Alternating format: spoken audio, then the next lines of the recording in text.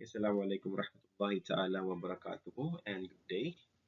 So today we are going to discuss the introduction to cloud computing. Although we already discussed this one face to face, but I would like to create a video presentation just for you to para ma-review nyo anytime you want. Na, halimbawa, nakalimutan kayo, ano man, you can review it using the video presentation that I'm going to create. So according dito, ano nga ba yung cloud computing? So cloud computing refers to the delivery of on-demand computing services. So pag sinabi nating on-demand, ito yung mga kadalasan na ginagamit na services related sa tinatawag natin na computing. Okay, kung ano man, halimbawa domain, so, or server, o ganun. So on-demand. And then, it says that over the internet on a pay-as-you-go basis. So, nabanggit dito na gamit ang internet kasi nga we are using a cloud. Basically, if you are going to use cloud, you need to use internet connection para makakonect ka dun sa cloud na tinatawag. Particular itong cloud, hindi yung ulap na nakasanayan natin na uh, ma maambon. Alright? Cloud is basically referred to internet parang storage or server or mga ganun.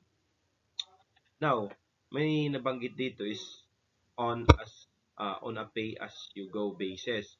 So pay as you go ibig sabihin kung ano lang yung kaya mong or ano lang yung gagamitin mo, dan lang, yun lang ang babayaran mo. Hindi mo na kailangan bayaran lahat. Di tulad ng halimbawa meron kang kailangan mong patayo ng server room. So lahat babayaran mo tao, babayaran mong aircon. Same time papagawa ka ng building, parang mga ganun. So, for cloud computing is like a pay as you go basis. Kung ano lang yung kailangan mong gamitin, yun lang ang babayaran mo. You do not need to build a building or bibili ka ng malakas na air conditioning or rack o mga switches, mga connection, mga ganun. So, particularly, you're just going to pay on what you need, kung ano lang kailangan. And then, instead of managing file and services on local storage, so hindi mo na kailangan pang gumamit ng local storage kasi nga you already have a uh, managing yung file manager na tinatawag natin ng cloud.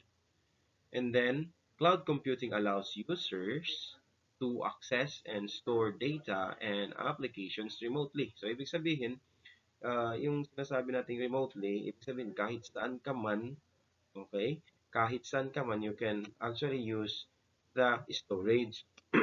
Hindi mo na kailangan pa yun tulad ng mga flash drive, mga ganun na pag nabasa ng ulan, it's automatically masisira, di ba? Kasi nga, it's fully electronic device na may kuryente yan. So, pag nabasa ng tubig yan, patay.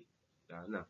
But this one is, you can use this one either you're nasaan ka man, bawa you are in USA, nasa ibang bansa ka, and then kahit wala ka ng dalang flash drive or kung ano man mga storage devices, you can actually access and store data and application anywhere in the world. So, gamit lang yung tinatawag natin na internet connection, right?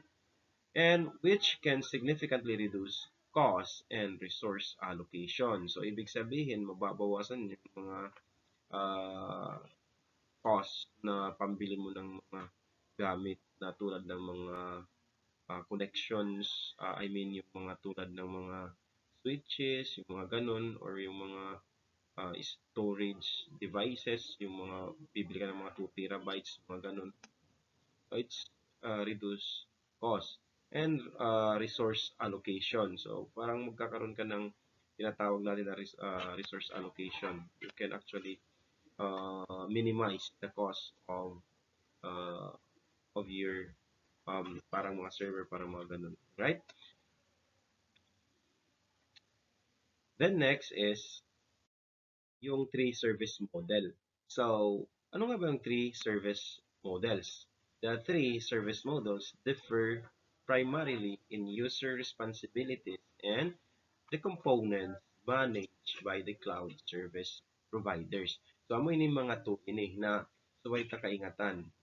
For a cloud computing business, you must know the three models of the cloud computing. First is the infrastructure as a service. And then second is platform as a service. And then the third one is software as a service. Ano nga ba yung mga ito? Of course, we will discuss this one by one. First is the IaaS or IaaS or tawag natin is infrastructure service. So infrastructure as a service, users are responsible for managing application, data, runtime, middleware, and operating system. The cloud provider managers manage the underlying infrastructure, including server, storage, and networking. So, yung responsible na lang yung user, hindi na siya responsible for the server, yung mga ganun. It's beyond the responsibility of the user, yung mga tinatawag natin ng infrastructure. Ano lang yung minamanage niya? Yung minamanage niya lang yung mga application. Ano pa, yung mga data runtime. Ibig sabihin ng data, ito yung mga data nasa server, kung anong mga data na kailangan ng users. And then runtime. Ano yung runtime? Yung runtime dito, ito yung mga ginagamit na application that usually na ginagamit ng user na tulad ng limbawa, gumagamit siya ng limbawa, yung Facebook, okay? So, yung mga user is using the Facebook. So, yun yung runtime. Okay? And then, yung middleware, ito yung middleware naman, ito yung nagta-transact or nag-monitor ng mga, okay, so yung halimbawa, yung mga security, ayan, yung mga middleware yan, firewall, yung mga ganun, or yung mga tinatawag natin na antiviruses, mga ganun. So that's a middleware. And then the operating system, of course, this plays a crucial role sa users, yung operating system. Ito yung tinatawag natin na control of the system.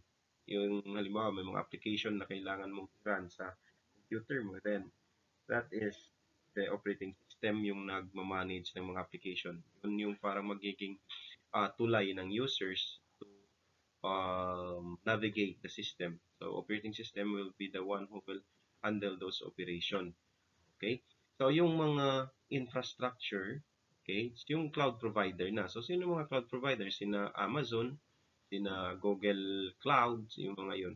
Sila yung mga cloud provider manages. And then the underlying infrastructure, sila yung bahala dyan. Right? So infrastructure as a service, yun yung first. Right? Of course, next is the platform as a service. Yung tinatawag natin na PaaS. So users only need to manage their application and data. Okay? So kung natatandaan nyo, yung sa una, it's actually manage the application and the operating system and everything aside from the infrastructure, yung mga infrastructure. So, aside from those, minamanage pa ng user. Pero dito sa platform as a service, yung minamanage na lang dito is the application, the data. So, nabawasan na ng dalawa. Okay? Dito, hindi na kailangan pang i-manage yung operating system. Hindi na kailangan pang i-manage yung mga middleware, yung mga yun. So, ito, yung ma-manage mo lang dito is the application in the data. So, user na yung bahala doon. Pero the cloud provider handles the runtime environment, yung mga middleware, operating system, services, and storage. Yung mga infrastructure, sila na yung bahala. So, nabawas na. Nasama na dun sa uh, cloud provider yung mga runtime, yung mga handlers. Okay? Yung mga middleware, yung mga operating system, sila na yung bahala. Yung user na lang yung magmamanage ng application and data. So, parang mas pinadali. Once you're using the cloud computing, you can choose among those na kung ano ba yung gagamitin mo lang para mas maintindihan mo. It's basically using the platform as a service. You can reduce the user's job or yung responsibility na tinatawag natin. Alright? And then next is the software as a service.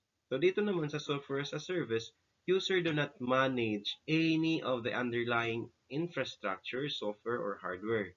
The cloud service provide takes care of all components required by the solution. So, mas pinaano na lang dito, mas lalong pinaiksi or pinaliit na yung responsibility ni user kasi wala na siyang i-manage dito. Parang monitoring na lang yung gagawin niya dito. It's like monitoring the uh, of the yung mga tinatawag nating application, but actually it's not managed by the user. Parang monitoring na lang yung ginagawa dito sa software as a service or SaaS. Okay, mas pinababa na kasi the infrastructure or the hardware, the cloud service provider take cares of it, yung mga components required for the solution. Okay, so those are the three service models of the cloud computing. Then next, I'm going to attach the link on together with this video presentation, and then you can watch that. And there are a lot of animation para mas lalong maintindihan nyo.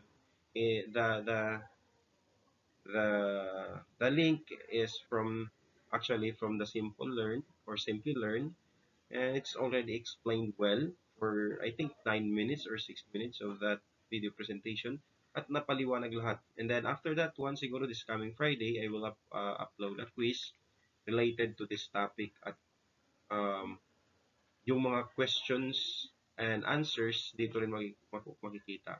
Basically, our quiz is a multiple choice lang, and then siguro it's like mga 25 items. Then siguro next time na lang ako maggagawa ng mga explanation or yung mga suitable na idea kung ano yung mga gagamitin nyo. And then we are going to discuss other topics siguro next week or kung kaya pa natin i-face to face. Ba makakauwi then we're going to discuss that face to face. But for now, we are going to have the quiz later on siguro sa Friday. Enjoy nyo lang yung video and hopefully